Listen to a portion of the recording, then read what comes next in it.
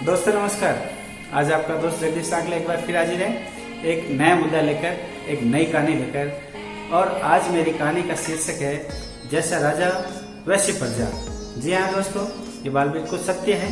जिस प्रकार से राजा होता है उस देश की प्रजा भी उसी प्रकार से होती है, इसमें कोई संदेह नहीं। जैसा राजा होता है वैसी ही प्रजा होती है।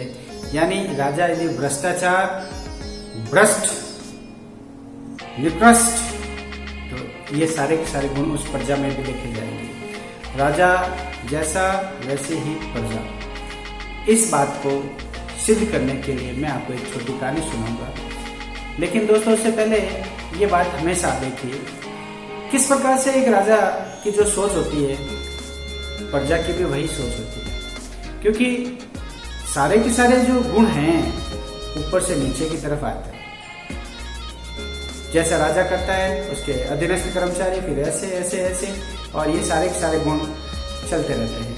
यानी यदि कोई नीचे का कोई कर्मचारी है, नीचे का कोई व्यक्ति है, धरातल पे यदि कोई व्यक्ति इस प्रकार के यदि किसी कार्य को अंजाम देता है, तो निस्संदेह ये मान के चलिए कि उस देश का राजा, उस देश का जो सर्वश्रेष्ठ पद पर बैठने वाला व्यक्ति है, वो कहीं न कहीं निकृष्ट और भ्रष्ट है। तभी उस देश के लोगों की सोच इस प्रकार की है। जी हाँ दोस्तों, बिल्कुल इस बात को मैं सिद्ध करने के लिए आपके सामने एक छोटा सा उदाहरण दे रहा हूँ, एक छोटी सी कहानी जो बहुत पुरानी है। एक देश का एक राजा था, युवा था। उसने एक सम्मेलन बुलाया, एक सभा बुलाई, सभी लोगों को आमंत्रित किया और खुला एक आमंत्रण दिया कि मुझे आप बताइए कि मैं बढ़िया हूँ, मेरे पिताजी बढ़िया थे या मेरे दादा बढ़िया थे, हमारे 3 पीढ़ियों में सबसे बढ़िया कौन है, आप मुझे बताइए। अब राजा के सामने कौन बोले दोस्तों, ये तो सोचने की बात है।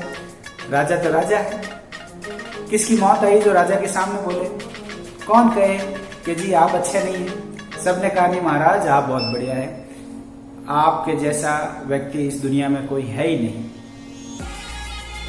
सारे के सारे लोग इसी प्रकार से कहने लगे। लेकिन राजा को ये लगा कि ये सारे के सारे प्रजा जो है चापलूसी कर रही है, मेरे सामने बोलने की हिम्मत नहीं हो रही है। तब फिर एक बार राजा ने कहा, देखो मेरे प्यारे देशवासियों, मैं आपके सामने एक बात रख रहा हूँ। मैं ये जानना चाहता हूँ कि मेरे दादा बढ़िया थे, मेरे पिताजी बढ़िया थे, या मैं बढ़िया हूँ, या मेरे अंदर कोई अवगुण है तो मैं उसको सुधारना चाहता हूँ, उनमें कुछ बदलाव लाना चाहता हूँ। इसलिए आप सच्ची बात बताइए। सारे लोग फिर एक दूसरे की तरफ देखने लगे, कोई कुछ बोले नहीं महाराज आप ही सर्वश्रेष्ठ हैं। ऐसे राजा अपने सिंहासन पर बैठ गया। उसके बीच में एक वृद्ध व्यक्ति खड़ा हुआ और बोला, हे राजन, मैं सच बोलूं, आप मेरा यदि गुनाह अपराध माफ करें। राजा बड़ा खुश हुआ और बोला, बाबा बोलिए, निसंकोच बोलिए, आपके सभी गुनाह माफ है। जो भी बात कहें आप बिल्कुल दिल खोल के कहें और सच्ची सच्ची बात कहें। मैं जानना चाहता हूं कि हमारी 3 पीढ़ी में से सबसे अच्छा कौन था या कौन है। वो वृद्ध व्यक्ति बोला, हे राजन, मैंने आपके दादा के युग में भी काम किया, उस युग को भी भोगा। आपके पिता के समय के अंदर भी मैंने जीवन यापन किया, आपके समय में भी जीवन यापन कर रहा हूँ। मैंने आपके तीनों दादा, पिता और पोते के समय के साथ में तीनों के समय देखा है और देख रहा हूँ। तो राजा, एक समय की बात है जब मैं 16-17 वर्ष का था, आपके दादा के समय की बात। जब आपके दादा राजा थे उस समय मैं 16-17 वर्ष का था और अपने गांव से रवाना होकर अन्यत्र कहीं जा रहा था, किसी दौरे पर जा रहा था। तो मेरे गांव के एक व्यक्ति ने कहा, मेरी पुत्री को ले जाओ और इसके ससुराल छोड़ देना, जो आपकी यात्रा के बीच में ही कहीं आता है। मेरी पुत्री को अपने साथ में ले जाओ। मैंने कहा ठीक है, भिजवा दीजिए। उसकी पुत्री की उम्र भी कोई 15-16 साल की रही, यानी मेरी हम उम्र ही थी। उसका ससुराल उसी रास्ते में आता था। उस व्यक्ति ने अपनी पुत्री को सहर्ष विदा किया, खूब सारे जेवरात, धन दौलत देके उसके ससुराल के लिए रवाना किया। चूँकि उसका ससुराल बहुत दूरी पर था, इसलिए हमें 2-3 रातें जंगल में बितानी पड़ी और हमने वो 2-3 रातें जंगल में साथ साथ बिताई, क्योंकि रास्ता बहुत दूर था। उसका जो ससुराल का गांव जो था वो बहुत दूरी पर था, इसलिए हमें 2-3 रातें जंगल में अकेले ही बितानी पड़ी। जब मैं उसके ससुराल पहुंचा तो उसके ससुराल वालों ने मुझे सहर्ष स्वागत किया और मेरा बहुत मान सम्मान किया। और जब मैं रवाना होने लगा तो मुझे भेंट दी और कहा बहुत बहुत धन्यवाद, आप हमारी बहू को यहाँ लेके आए, आपका लाख लाख शुक्र है। जब आपके पिता का समय आया ये राजन, तब मेरे मन में विचार आने लगा, जिस लड़की को मैं अपने साथ में लेके गया था उसके आभूषण बहुत थे, गहने बहुत थे, रुपए बहुत थे। यदि मैं वो गहने आभूषण और रुपए छीन लिए होते तो मेरी जवानी बहुत आसानी से कट जाती।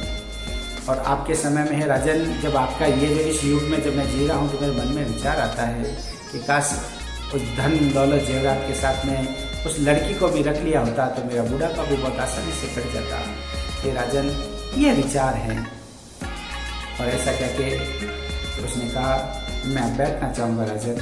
और राजा ने कहा बाबा आप बैठ जाइए। और राजा ने मन ही मन विचार करने लगा कि सचमुच में मैं इतना निकृष्ट राजा हूँ, क्योंकि जैसे मेरे विचार है ऐसे विचार मेरी प्रजा के है। मेरे दादा का युग कैसा था, किस प्रकार से मेरे दादा के युग में लोग एक विचारधारा रखते थे, सच्चे और सहृदयी थे। मैं बिल्कुल जैसी सोच रखता हूँ वैसी मेरी प्रजा सोच रखती है। जी हाँ दोस्तों, ये मेरी छोटी सी कहानी ऐसी जो आपके सामने मैंने सुनाई, वो ये बताती है कि जो जैसा राजा होता है उसकी वैसी सोच प्रजा रखती है, जैसी सोच राजा की वैसी सोच प्रजा की, इसमें कोई संदेह नहीं। दोस्तों मेरा ऐसा ही मानना है। आज हम सभी ये चिल्लाते हैं कि हमारे देश में बहुत सारा भ्रष्टाचार फैल रहा है, यहाँ पर हर डिपार्टमेंट में हर जगह पर भ्रष्ट लोग बैठे हैं। इसमें कोई संदेह नहीं कि आज हमारे जो राजा लोग हैं कहीं न कहीं वो भ्रष्ट है, उनकी सोच में भ्रष्टाचार भरा हुआ है, उनकी सोच बहुत ही निकृष्ट है। इसलिए हर डिपार्टमेंट में बैठा, हर जगह पर बैठा आदमी की सोच वैसी ही बनी हुई है। दोस्तों इसमें कोई सोचने और विचारने की जरूरत नहीं, ये बिल्कुल सही बात है दोस्तों। जी हाँ दोस्तों, मेरी बात बहुत अच्छी लगी है तो इस मेरे मैसेज को, मेरे इस वीडियो को फॉरवर्ड करें ताकि ज़्यादा से ज़्यादा ये लोगों तक पहुँचे और कहीं न कहीं थोड़ा सा सुधारात्मक रवैया हो, सुधारात्मक तरीका हो, हम लोग अपने आप को सुधार सके। जी हाँ दोस्तों, जय हिंद, जय भारत, नमस्कार।